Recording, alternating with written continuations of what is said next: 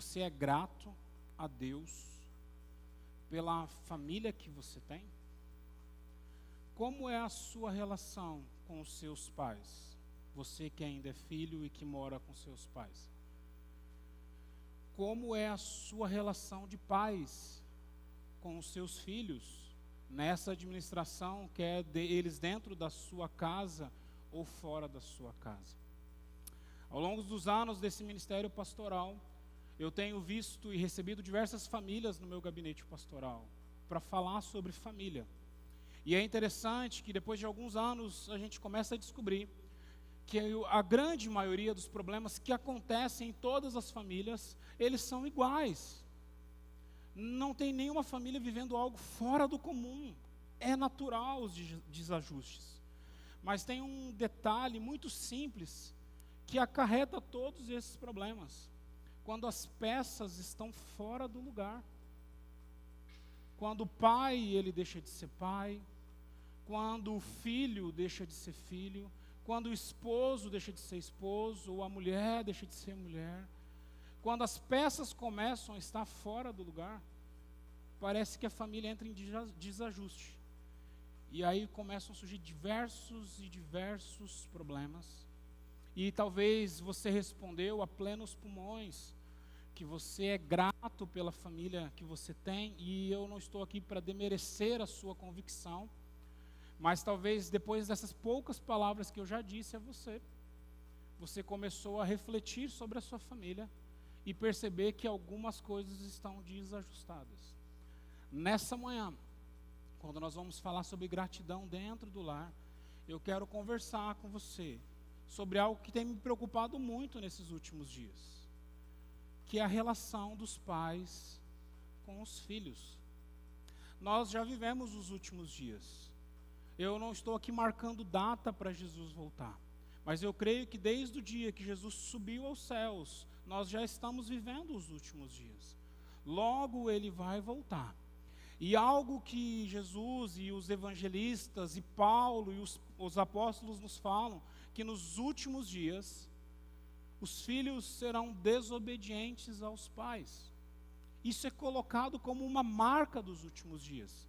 Você vê isso quando Jesus fala, você vê isso quando Paulo ensina sobre os últimos dias. Só que isso tem se tornado algo muito grande na nossa geração. E o que mais tem me impressionado não é que o mundo está vivendo assim. Não é que lá no mundo as famílias estão desajustadas. Não é que lá no mundo os filhos se tornaram desobedientes. Não é que lá no mundo os pais deixaram de ser pais. Dentro da igreja também. Nós somos um reflexo social. Porém, a palavra do Senhor nos traz ensinamentos. E sobre esses ensinamentos eu quero conversar com você nessa manhã. Abra sua Bíblia. Na carta do apóstolo Paulo aos Efésios, capítulo 6. Nós vamos ler do verso 1 ao verso 4.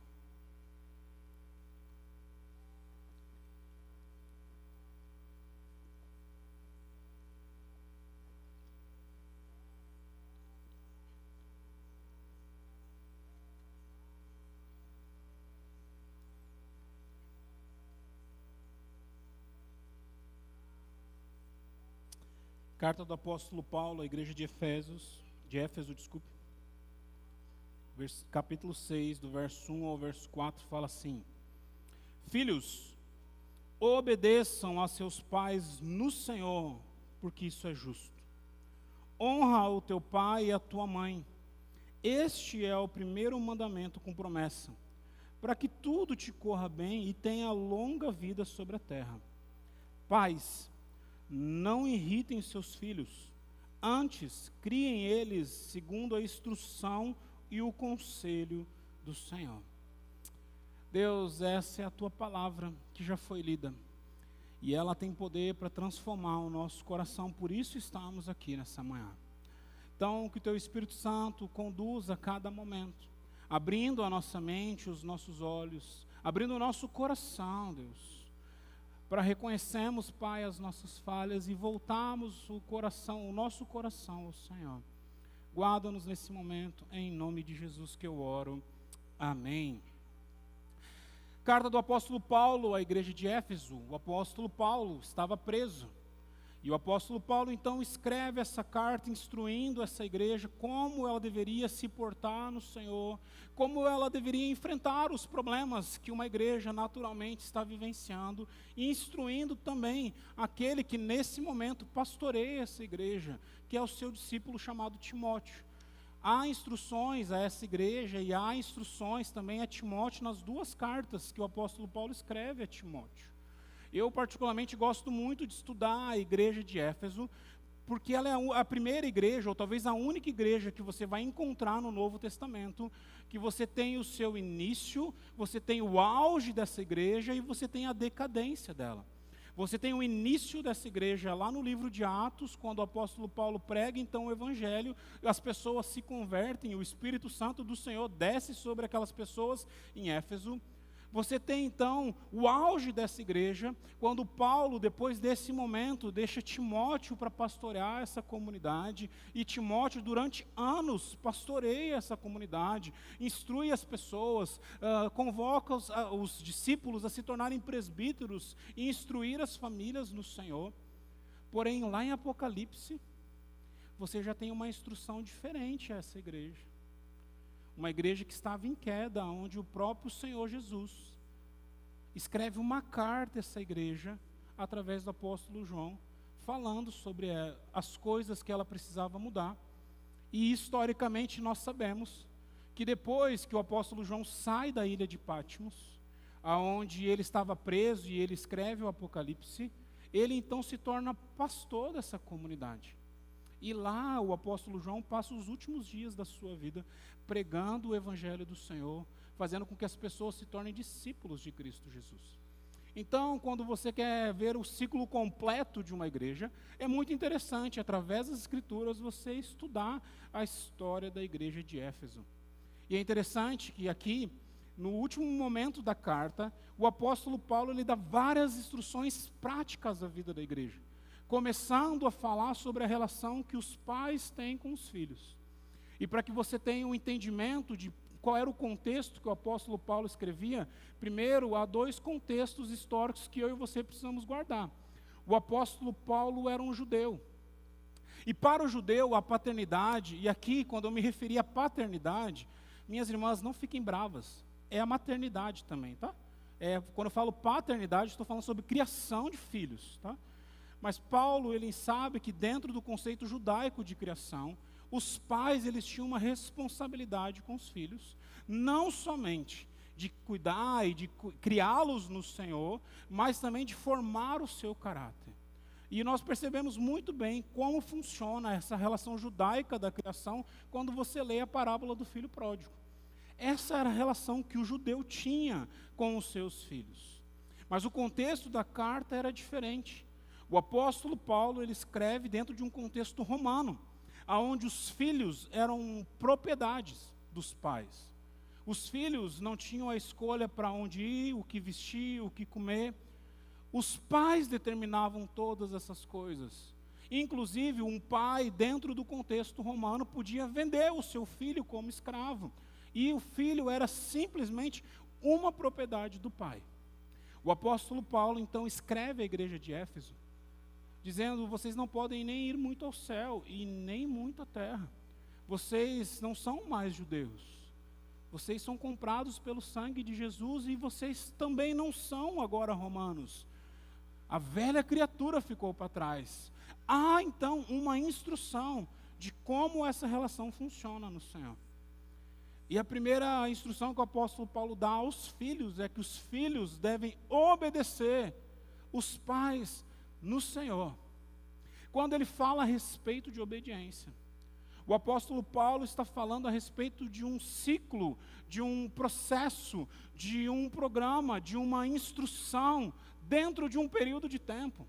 Se você observar mais para frente, quando o apóstolo Paulo vai falar da relação dos escravos com os seus senhores, ele usa o mesmo termo, que os escravos deveriam obedecer aos seus senhores, porque isso era bom ao Senhor.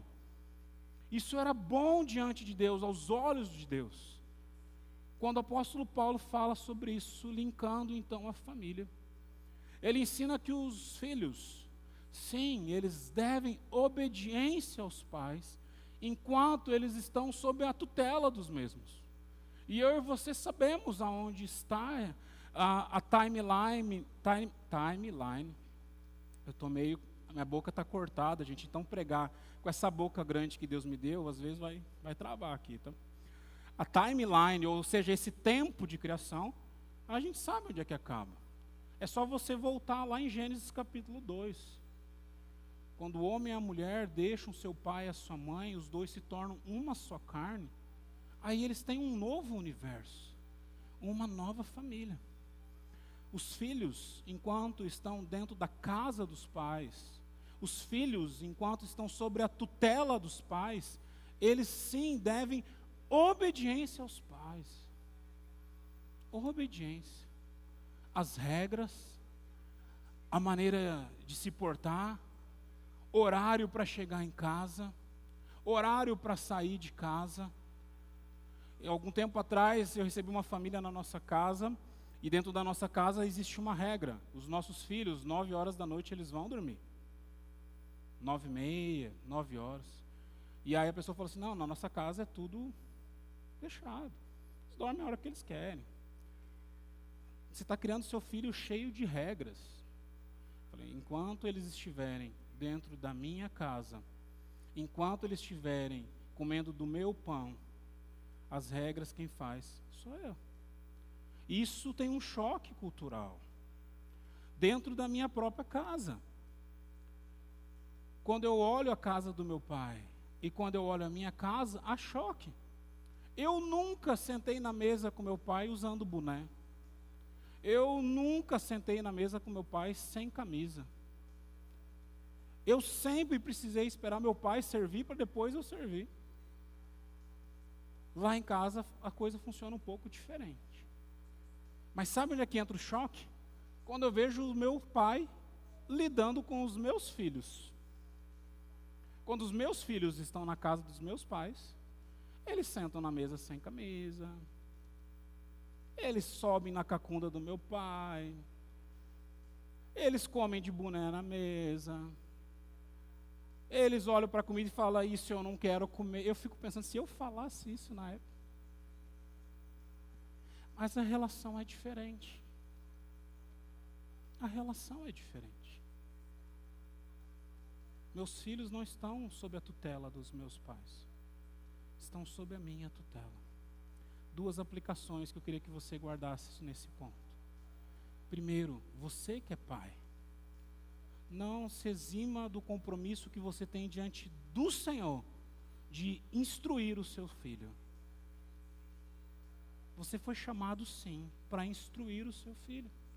Você foi chamado sim para ensinar o seu filho como se portar, o que fazer, o que comer, o que não comer, o que vestir, o que não vestir. Você, pai, não se exima dessa função. E você que é filho, entenda, você deve obediência ao seu pai no Senhor. E aí, quando eu falo sobre isso, as pessoas gostam de falar exemplos que são catastróficos. Pastor, se meu pai mandar matar alguém, então eu preciso matar porque meu pai está mandando. Menos.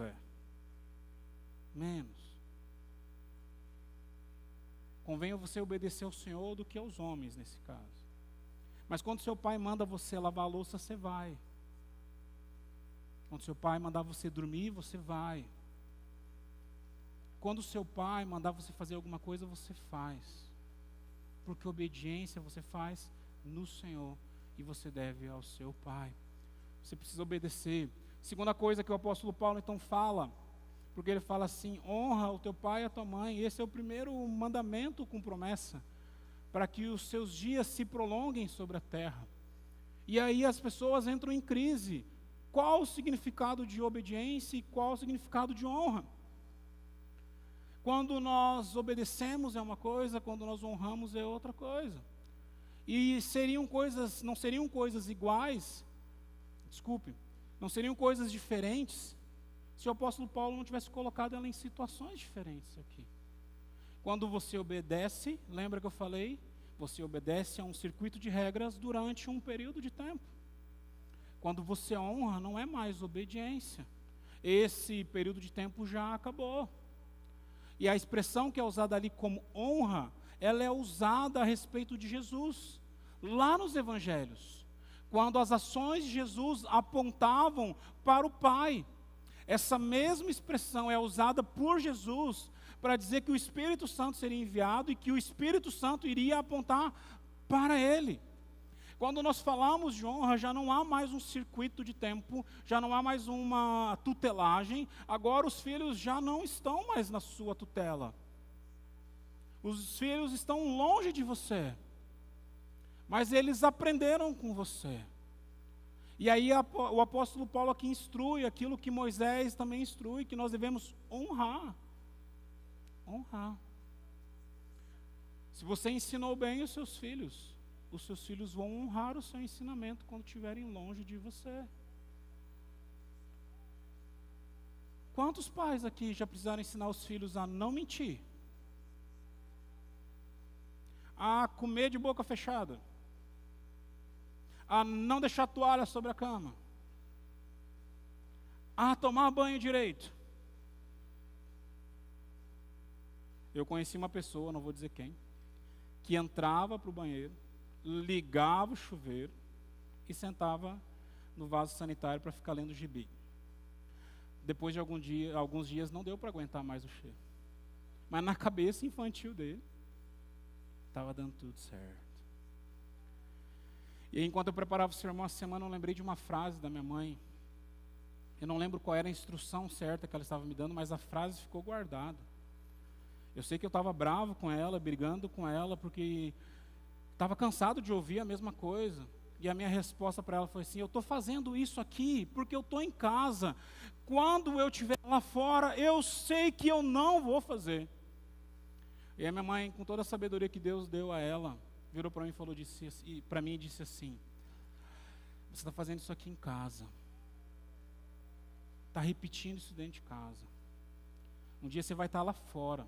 Você vai esquecer que você não está dentro de casa. E você vai fazer a mesma coisa. E vai passar vergonha. E é dito e feito isso. Por isso que eu e você como pais, nós instruímos os nossos filhos através da repetição. Meu irmão, não é só você que ensina o seu filho a não mentir. Sabe por que seu filho mente? Eu nunca sentei com o Theo e o Calé e disse assim: nós vamos ter uma aula aqui de como mentir. Quando você mente, você não está falando a verdade, você quer esconder. Eu nunca fiz isso com eles. Mas os dois são exímios mentirosos. Essa semana tem um dia do brinquedo na escola. Daí o Theo falou que o Calé estava levando um brinquedo errado. E eu falei: filho, por que você está fazendo isso? Tá, eu vou tirar o brinquedo. É para levar só um brinquedo. Tá bom. Daí eu assim: tem só um brinquedo aí, Calé? Tem só um brinquedo aí. Dá a sua mochila que eu quero olhar. Tinha 5. Toda aquela ira que provém do Senhor subiu ao meu coração. Eu nunca ensinei ele a fazer isso. Mas eu precisei sentar com ele e falar: filho, você não pode mentir. Agora você não vai levar nenhum brinquedo para a escola. E você não vai levar nenhum brinquedo por causa da sua mentira. Sabe por quê? Porque um dia eles vão estar fora das minhas asas. E aí eles vão mentir no local de trabalho. Eles vão mentir na igreja. Eles vão mentir para suas esposas. Eles vão mentir se eles não forem instruídos. A minha oração é que quando isso vier à mente dele, ele lembre daqui 10, 15 anos. Um dia o meu pai não deixou eu levar os brinquedos que eu queria porque eu menti. 2 aplicações também para você nesse ponto como pai. Você que é pai e já tem filhos maiores, deixa eu te falar uma coisa. Se o seu filho já não mora mais com você, não está mais na sua casa, se ele casou e acabou indo, ou se pela vida acabou saindo da sua tutela, ele não deve mais obediência a você. Ele não deve. ele tem a vida dele agora. Ele vai responder pelas ações dele, diante do Senhor e diante dos homens. Mas para você que é filho e que já não está mais na tutela dos seus pais, eu quero te trazer esse desafio. Você precisa sim honrar a história dos seus pais, honrar os ensinamentos deles, aquilo que eles te ensinaram no Senhor. E aí eu quero te contar um segredo. Eu ainda não cheguei no Zenta, eu não sou da turma dos 40, 50, 60. Falta um pouquinho, mas eu não estou lá ainda. Mas a minha barba vai ficando branca, o cabelo vai caindo, a gente vai aprendendo algumas coisas. Tem muitas coisas que os meus pais me ensinaram, que eu passei a dar valor agora. Muitas coisas. E hoje, quando eu ligo para o meu pai ou para minha mãe, falo assim, obrigado. Esse obrigado tem um sabor diferente agora. Isso é você honrar. Vamos para o fim? O apóstolo Paulo então termina dizendo assim, pai, não irritem os seus filhos, antes criem eles no Senhor, segundo o conselho do Senhor. Se você tem filhos adolescentes, é difícil você não irritar o seu filho. Estou errado? Não, né? Eles já nascem com uma irritação natural dentro do corpo deles, com uma insatisfação gigante no coração deles. Lá em casa eu estou com um pré-adolescente. Vou criar essa nova conjectura agora que não existe. Mas é difícil, velho. Está sempre bravo. Está sempre insatisfeito.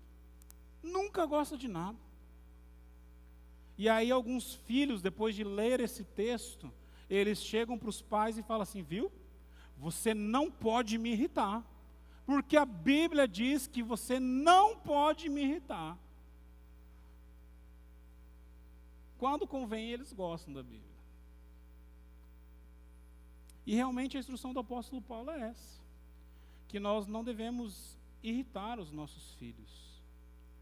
Mas lembra quando eu falei para você dos dois contextos que o apóstolo Paulo estava escrevendo a carta? De um contexto de criação judaica e de um contexto de criação romana? O apóstolo Paulo, quando ele fala sobre irritar os filhos, é sobre você oferecer aos seus filhos algo superior ou inferior ao que eles merecem. Dizendo como assim, se você der demais aos seus filhos, você está criando errado os seus filhos. Você vai irritar os seus filhos. Se você der de menos aos seus filhos, você vai irritar os seus filhos. Você não está criando eles da maneira certa. E aí o apóstolo Paulo, ele coloca então um termômetro de como saber se nós estamos ou não irritando os nossos filhos. Nós devemos criá-los na instrução do Senhor, segundo o conselho do Senhor. E aí 3 áreas a gente pode cuidar, se nós queremos não irritar os nossos filhos nessa criação. E eu queria fazer um asterisco e tirar os adolescentes daqui. Os adolescentes você pode irritar à vontade. Depois que ele sair da adolescência, você faz. Mas a primeira ideia de criação, e eu não sei o que você entende, mas eu lembro que a primeira vez que eu peguei o Theo no colo, eu tive um surto dentro de mim. Eu era responsável agora por criar uma vida. E isso me tirou noites de sono durante muito tempo. O apóstolo Paulo, quando ele fala sobre isso, sobre essa criação, ele fala a criação no Senhor.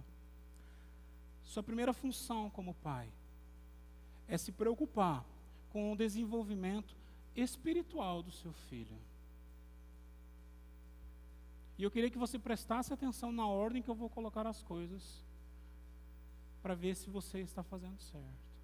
Você deveria se preocupar com o desenvolvimento espiritual do seu filho. Desde quando? Desde antes dele nascer. Quanto tempo você ficou orando para que seus filhos nascessem? Quanto tempo? Dani e eu ficamos orando durante 10 anos para que o Senhor nos desse filhos. já estávamos desistindo.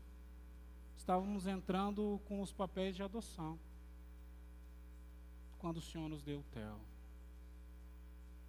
E de lambuja, logo veio o Kalel já. E eu falei, tá, Senhor, 2 já está legal. A Dani, durante muito tempo, quando na gravidez dos meninos, ela pegava fones de ouvido e botava na barriga dela, para os meninos ouvirem música. Enquanto essa geração ouve uns funks que não tem nada a ver. Os meus filhos ouviram Beatles quando estavam na barriga da mãe. Elvis. E uns rock pesado também. Aliás, o louvor hoje, vocês estão de parabéns. Cadê o Davi? Viu, gente? Guitarra é do Senhor. Não é do capeta, não. Fecha o parênteses aí. Mas muitas pregações eles ouviram na barriga da Dani. Muitos cultos eles estavam lá. Aí eles crescem e vêm para uma igreja, com a tia da igreja. A responsabilidade da tia da igreja não é ensinar a Bíblia para o seu filho, não, viu? É sua responsabilidade. Seu filho passa 2 horas com a gente aqui. E passa 7 dias da semana com você. Quem tem que ensinar o seu filho a orar, a ler a Bíblia, a depender do Senhor, a ser discípulo de Cristo, é você. Se você não está fazendo isso, você vai levar o seu filho a se irritar com você. Você precisa se preocupar com o desenvolvimento espiritual do seu filho. Você precisa se preocupar com o desenvolvimento físico do seu filho. Você leva o seu filho sempre ao médico. Sempre, eu sei. Alguns dias atrás, um pai veio conversar comigo em crise e falou assim: pastor, pela primeira vez, com essa crise financeira, eu não vou conseguir dar as vacinas para os meus filhos, eu vou ter que ir para o SUS dar as vacinas. Eu falei, meu irmão, eu não paguei uma vacina para os meus filhos, não, e eles estão criados forte, fica tranquilo. Sobrevive um dia que você não precisar comprar uma vacina. Mas você precisa cuidar do desenvolvimento físico do seu filho, com a alimentação dele, de como está a saúde dele. Sabe quanto tempo seu filho tem gastado na frente de uma tela? Mais de 60% do tempo acordado dele. Eu não sei como é que é na sua casa. Na minha casa, os meus filhos só pegam periféricos no final de semana. O Theo está em crise. Lá em casa tem uma regra. Ele só vai ter celular com 12 anos. Ele é o único da turma dele que não tem celular. E não vai ter. Para o desenvolvimento físico dele, psicológico dele.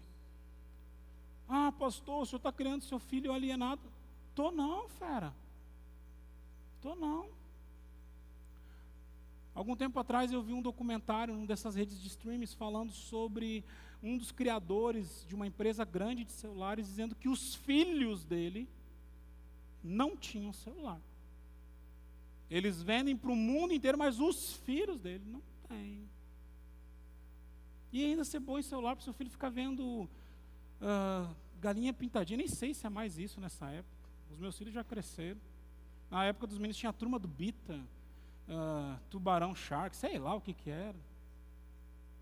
Cuida do desenvolvimento físico dos seus filhos. Por fim, para você não irritar os seus filhos, cuida do desenvolvimento moral dos seus filhos. Quando você instrui seu filho no Senhor, cuida da espiritualidade dele, cuida do físico, o seu filho vai precisar relacionar com outras pessoas. Vai precisar. E você é responsável por isso. Nós, talvez, vivamos na geração mais imoral que exista, que salva tartarugas no mar e que mata crianças dentro dos hospitais. Isso se chama imoralidade, pecado. Nós cobramos os nossos políticos porque mentem em Brasília, mas você mente na sua casa também. Isso se chama imoralidade. Pecado. Você cobra das pessoas uma coisa e você faz outra. Isso chama imoralidade. Pecado. E quer ver uma que muita gente faz? Você vive uma vida nas redes sociais, mas na vida real você vive uma outra vida. Imoralidade. Pecado. E sabe quem está aprendendo isso com você? Seu filho. Eu queria terminar com um exemplo. Esse ponto. No mês de abril, os irmãos lembram que eu fiquei doente, né? Tive pedras nos rins. Quase morri. Uma pedra de 6 milímetros quase matou esse negão. Eu sou meio desesperado mesmo. Precisei tomar uma atitude na minha vida. Falei, eu preciso parar de tomar refrigerante. Isso faz mal. Para mim vai fazer mal. O médico que estava me atendendo falou assim, olha, muitos estudos existem, muitas coisas a gente fala sobre pedra nos rins, mas provavelmente seja algo genético. Provavelmente. E se você desenvolveu, porque provavelmente a sua genética é propensa a isso. Você precisa ter cuidados que outras pessoas não têm.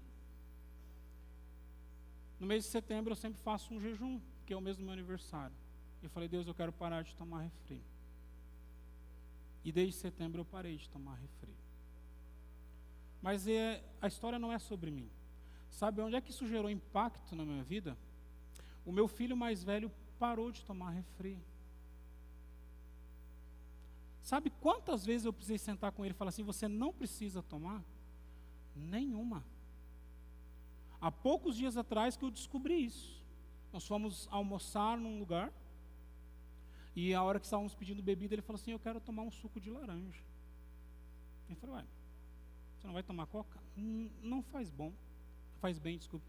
Eu vou tomar um suco de laranja. Eu não precisei falar nada, eu não precisei instruir nada, mas eu lembrei de uma frase que eu ouvi há muitos anos, inclusive nessa igreja. O exemplo, ele arrasta. Você quer falar sobre moral com seu filho? Ele não vai dar a mínima atenção para as palavras que saem da sua boca, mas ele vai dar toda a atenção para os gestos das suas mãos. A gente precisa cuidar da moral dos nossos filhos. Fechando a mensagem então dessa manhã. Talvez enquanto eu estava pregando, várias coisas te veio à memória. E talvez se eu fizesse a pergunta para você, você é grato pela família que você tem? Talvez a sua resposta fosse diferente agora. E esse não era o meu desejo. Porque afinal de contas, independentemente da situação que você está passando, você tem que ser grato pela família que você está. Aonde o Senhor Deus te colocou, é ali que Ele quer que você cresça e se desenvolva. Seja grato pela sua família. Porém, se alguma das coisas que eu falei para você nessa manhã pegou o seu coração, e você disse, eu estou em falha nisso, eu preciso corrigir isso, eu preciso corrigir aquilo outro, eu queria desafiar você a mudar. Isso não tem a ver com a sua gratidão. Isso tem a ver com você obedecer àquele que é o Senhor da sua vida, para que a sua família seja construída numa rocha que ela é inabalável, que é a palavra do Senhor. Quero convidar você a baixar sua cabeça, fechar os seus olhos, para que a gente possa orar. Deus, muito obrigado por essa manhã. Obrigado, Deus, pelo culto que tivemos, ceia.